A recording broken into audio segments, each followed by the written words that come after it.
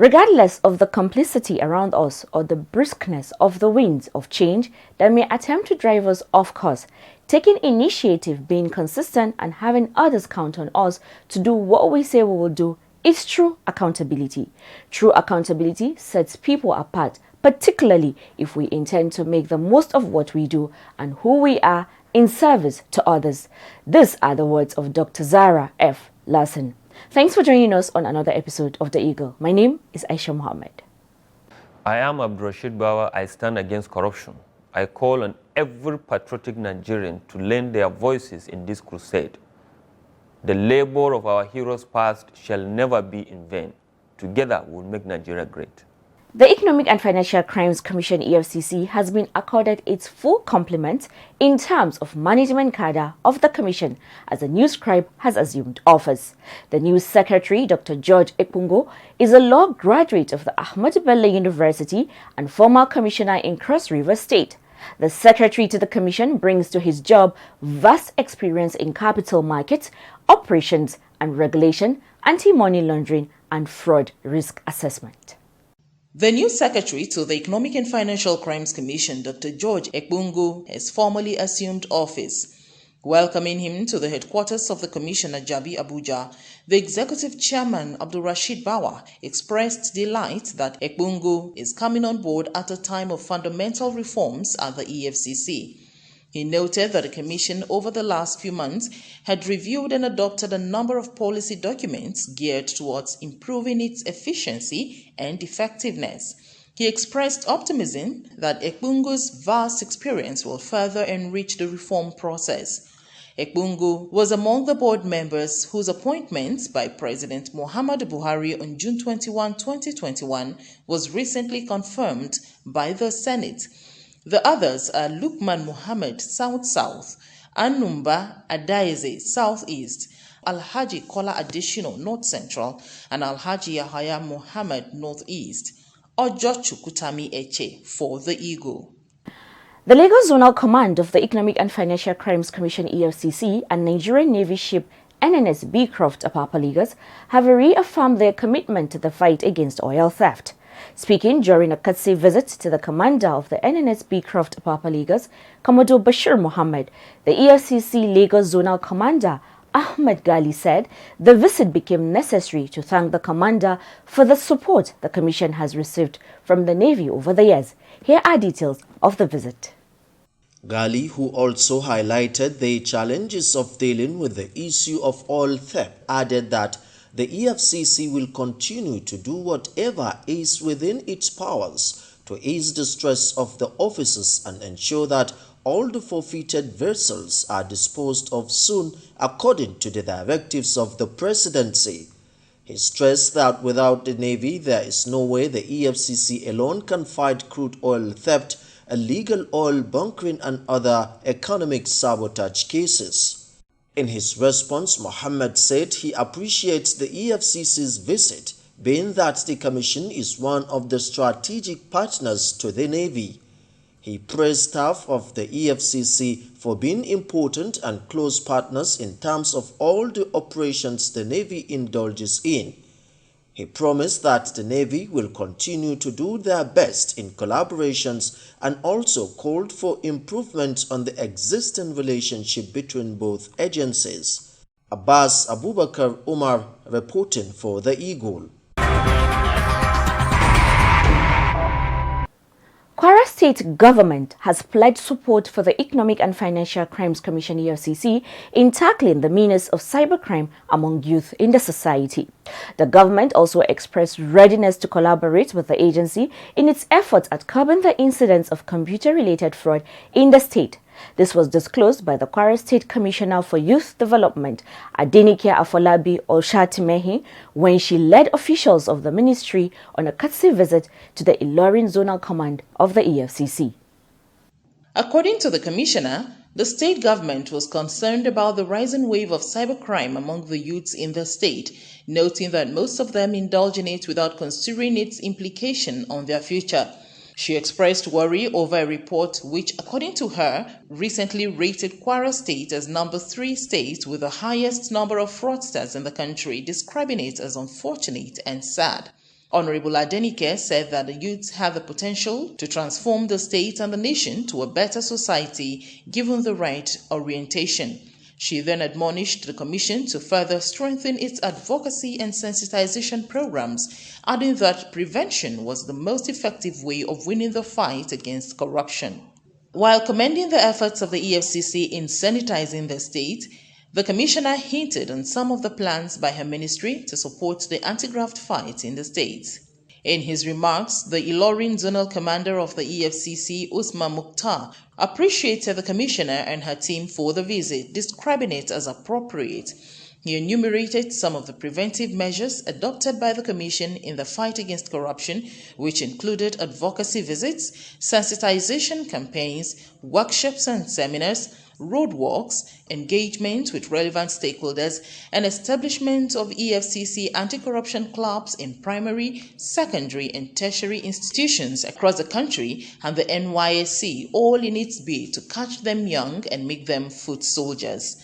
Mukhtar stated that the command is not relenting in engaging relevant stakeholders within the state and the enforcement of relevant laws, which is another strong pillar of the EFCC mandate. He disclosed that recently, the management of the EFCC, led by the Executive Chairman Abdul Rashid Bawa, launched the EFCC Strategic Plan 2021 to 2025, which, among other things, is aimed at increasing public engagement in the fight against economic and financial crimes, as well as improving intelligence-driven investigation, prosecution, and assets recovery. The zonal commander, while welcoming the proposal for collaboration with the ministry, enjoined the commissioner to formalize their plans, assuring of the commission's readiness to partner any stakeholders in its bid to win the fight against economic and financial crimes.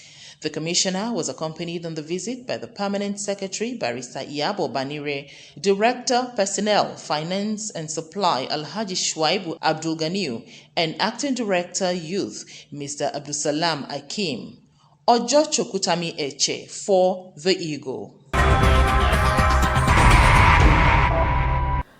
A zonal coordinator of the Federal Inland Revenue Services FRRS governing Rivers, Edo and Delta State, Hamisu Muhammad Ibrahim, has described the Economic and Financial Crimes Commission EFCC as a critical stakeholder on tax-related issues. He made this disclosure in Port Harcourt, Rivers State, while paying a courtesy visit to the Port Harcourt Zonal Commander of the EFCC, Aliyu Naibi, in his office. Here are details of their engagement. The zonal coordinator disclosed that both the Federal Inland Revenue Service (FIRS) and the Economic and Financial Crimes Commission (EFCC) are critical stakeholders on issues of tax administration, enforcement, and investigation of defaulters. He stressed that strengthening the synergy between FIRS and the EFCC for closer understanding of the relationship as stakeholders will gain more for the two agencies. Ibrahim said that his service would always be available to offer useful information to the EFCC on tax-related issues and make every investigation of any suspected tax infraction easier and result-yielding. He explained that auditing of companies was a significant means of detecting fraudulent dealings that the EFCC could work upon. Responding, Naibi appreciated the visit of the coordinator and stressed that both agencies are working together on the overall interests of the nation. He called for more technical partnership that will deepen the synergy for useful collaboration between the two agencies. I believe we have a lot of things in common. We have a lot of areas where we can strengthen our relationship where we can strengthen our relationship, our cooperation. so that we can achieve what we want to achieve. The ultimate aim and objective is the Nigeria nation. How we can make sure that people actually declare what they're supposed to declare and people pay what they're supposed to pay as revenues and taxes. Meanwhile, the Zonal Liaison Officer of the Attorney General and Minister of Justice in Rivers State, Mrs. B.J. Osademe, has called for more collaboration between the EFCC and the Federal Ministry of Justice in the fight against corrupt practices. She stressed the need to deepen the relationship between the Office of the AGF and the EFCC in the South.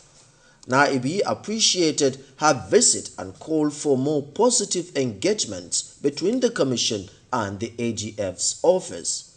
Abbas Abubakar Umar reporting for the Eagle. The Nigerian 1999 Constitution seeks to prevent corruption and abuse of office through its provision on the declaration of assets by public officers. According to the law, public officers are to declare only those assets and liabilities they actually own at the material time of filling the form. Non-declaration of asset is a crime punishable by law. The Economic and Financial Crimes Commission has a unit which investigates the offense of non-declaration of assets. Our interview segment this week features this topic. Let's join Ojuchukutami Eche and our guest from the Asset Declaration Unit in the interview segment as they talk about all you need to know about this topic. Over to you, Ojuchukutami. I'm so glad to have you join us on the interview segment today.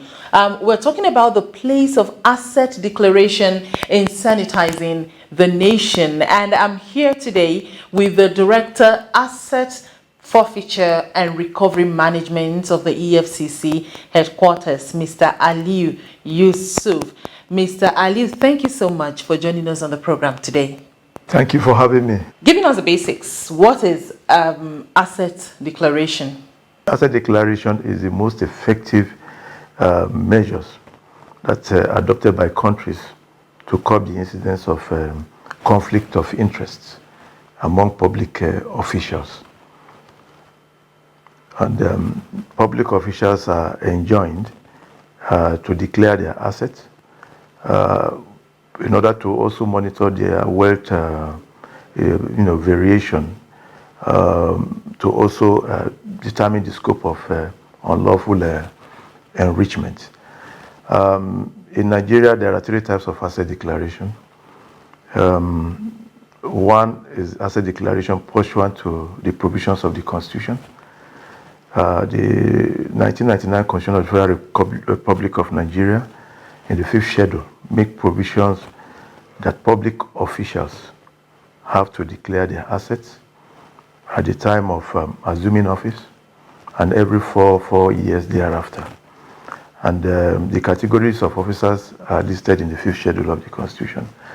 And starting from the President of the Federal Republic, the Vice President, the governors, the deputy governors, the legislatures, the members of the judiciary, heads of agencies, parastatals,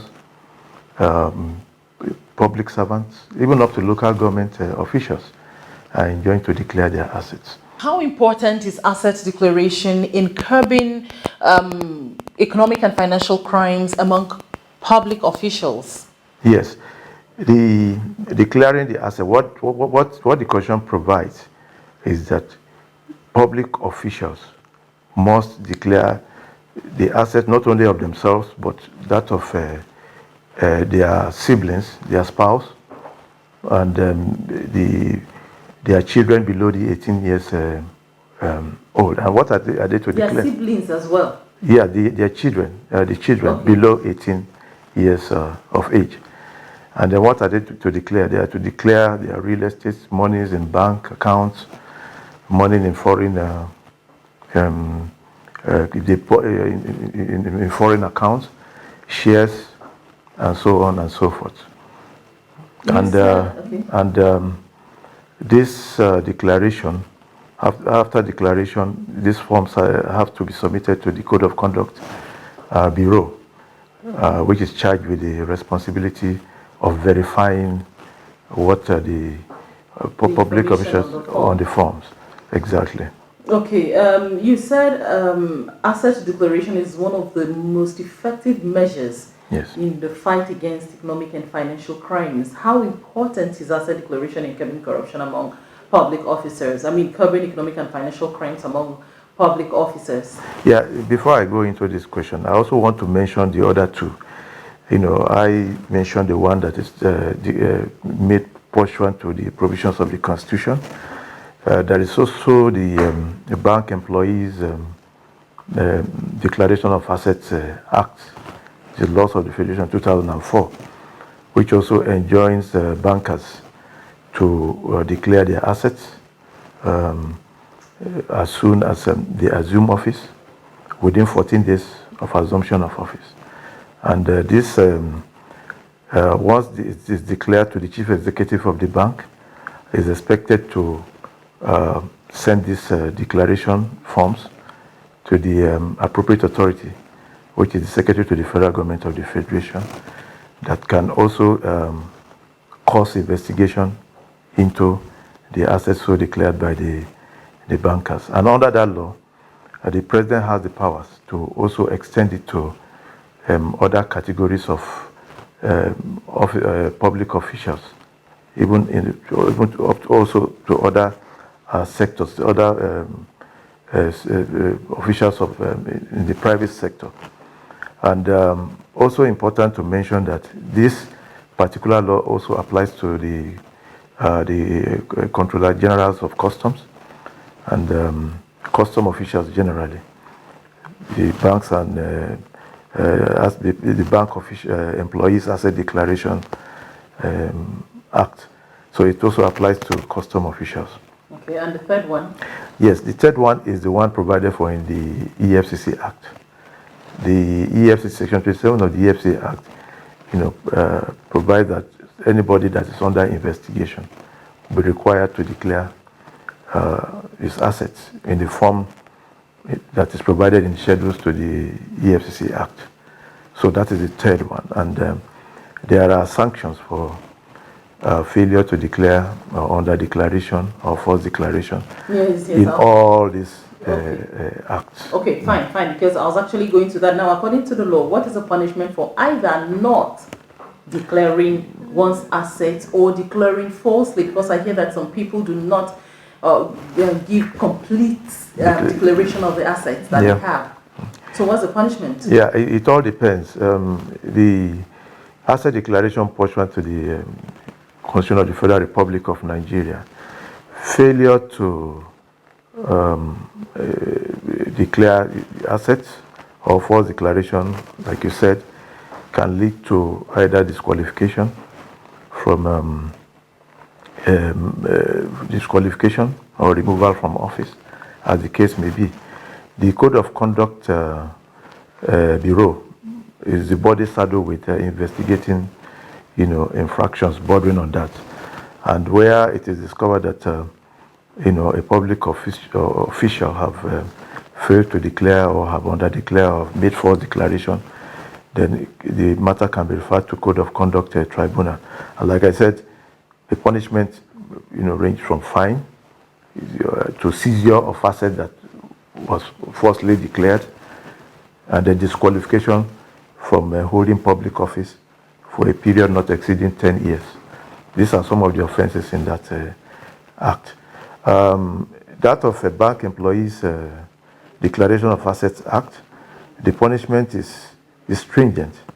It's about 10 years imprisonment for false declaration of assets, if it is found that a bank employee is, failed to declare assets or falsely declare, assets.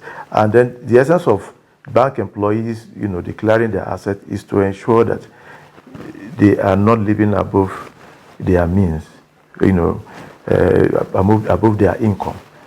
So again, where they are found to have, been living above their means, then they can be prosecuted, and then the assets recovered from them, and in addition to a prison sentence on such bankers. Now, what is the role of the EFCC in fighting crimes related to asset declaration? Because From your explanation, it's like it's the prerogative of the CCB, the Code of Conduct Bureau, to investigate crimes related to asset declaration. So where does the EFCC come in all of this? Yes, where the EFCC, in pursuant to its statutory mandate, is investigating a case of corruption, for instance, against a public officials. Like I said, we collaborate with Code of Conduct. And if assets have been acquired with the process of corruption, with the collaboration of Code of Conduct, we try to find out if such asset was even declared in the first instance. And then our role is to go after those assets and forfeit them. Simple. So the role of EFCC is to follow those assets and get them forfeited by court to Federal Republic of Nigeria or to the victim, as the case may be, of crime. In prosecuting or investigating crimes related to asset declaration, what other bodies apart from the Code of Conduct Bureau does the EFCC collaborate with in ensuring that public officers do the right thing as far as asset declaration is concerned? Well, there are a lot of other bodies that we collaborate with. We have sister agencies. We share information and in the course of investigation. Agencies like? Law enforcement agencies like the police, like the ICPC and others. We do collaborate. In addition to what the collaboration we have with the Code of Conduct Bureau. And of course, the land registry also, the AGs in Abuja and various land registries. The companies and allied, the Corporate Affairs Commission, we also collaborate with them. The issue of beneficial ownership, especially where assets are acquired through fronts and so on. So these are the agencies we collaborate with. And of course the banks too. The banks are also enjoying to also supply information about movement of funds and all that. Talking about challenges now, as the EFCC goes out there to do its duty, what are the challenges the Commission faces in detecting, tracking, investigating and prosecuting offenders of non-declaration or under-declaration of assets? Yes, asset tracing, can be, very, very difficult. Like I said, our land registration system is still, is still developing. In most states, the lands are not registered. We still have this traditional land tenure, system, and streets addresses. Streets are poorly numbered, and sometimes addresses of properties are not, properties are not properly described. So these are some of the challenges that we face in the course of, tracing assets. You might want information from the land registry about a particular property. If it is not registered there, it might be very, very difficult, especially those located in rural areas, in local government areas, and so on. Now, before I let you go, Mr. Aliyu Yusuf, what is your last word on the topic today that's talking about the place of asset declaration? Well, the asset declaration is, especially for public officials, has been a tool, like I said, of monitoring wealth variation, illicit enrichment by, public officials, and then it has also given, members of the public, confidence where assets of public officials are declared and they have information. They are able to access the information about such declaration. So it increases trust in the public administration, like I said. And then it also discourages corruption, because if you know that if you under-declare, you fail to declare your assets, you are going to be sanctioned for that. Definitely it's an important tool in the fight against corruption. Well, we've been discussing with the Director, Asset Forfeiture, Aliyu Yusuf, on asset declaration. Asset declaration is an important key in the fight against corruption. Therefore, all government officials are enjoined to declare their assets as required by the law. Before we end the program, this is a warning. Investing your resources today for a better tomorrow is what everyone prays for. But as you do, the Efcc want to sound this note of caution. Be careful whom you give your money to invest for you. This is a scam alert. Scammers are on the loose in every part of the country in these hard times. Every day, men and women are defrauded by those they trust, who use all forms of devious means in the name of investing platforms. Be careful what type of investment scheme you subscribe to. And if you have fallen into the hands of any investment scammer or suspect anyone of involving in investment scam, please report to the EFCC immediately. As we come to the end of this week's edition of the program, I say this: be intentional in your actions and inactions, because this is the way we can check ourselves and our environment. Always insist on doing the right thing at all times. Remember, the fight against corruption, economic and financial crime is a collective one. So when you see something, say something, and rest assured the EFCC will do something about it. And that's how we end today's episode of The Eagle. Do not forget, for matters relating to economic and financial crimes, please send an email to info@efcc.gov.ng. And to speak to our representatives, you can call 0809 3322 644. And follow us on all our social media platforms at Official EFCC. If you see fraud happening, use the EFCC mobile app, The Eagle Eye. Download the app, follow the steps, and report fraud on the go. You can also take pictures of corrupt practices and upload them. My name is Aisha Mohammed. I leave you with this: a corrupt society damages just distribution of resources, thereby weakening the economy and increasing the gap between the rich and the poor. It is in the interest of all to report suspicious cases of economic and financial crimes, so that together we can enjoy Nigeria to the fullest. Do your part and we do ours, so we have a better Nigeria. Goodbye. God bless Nigeria. Please stay safe and be kind to one another.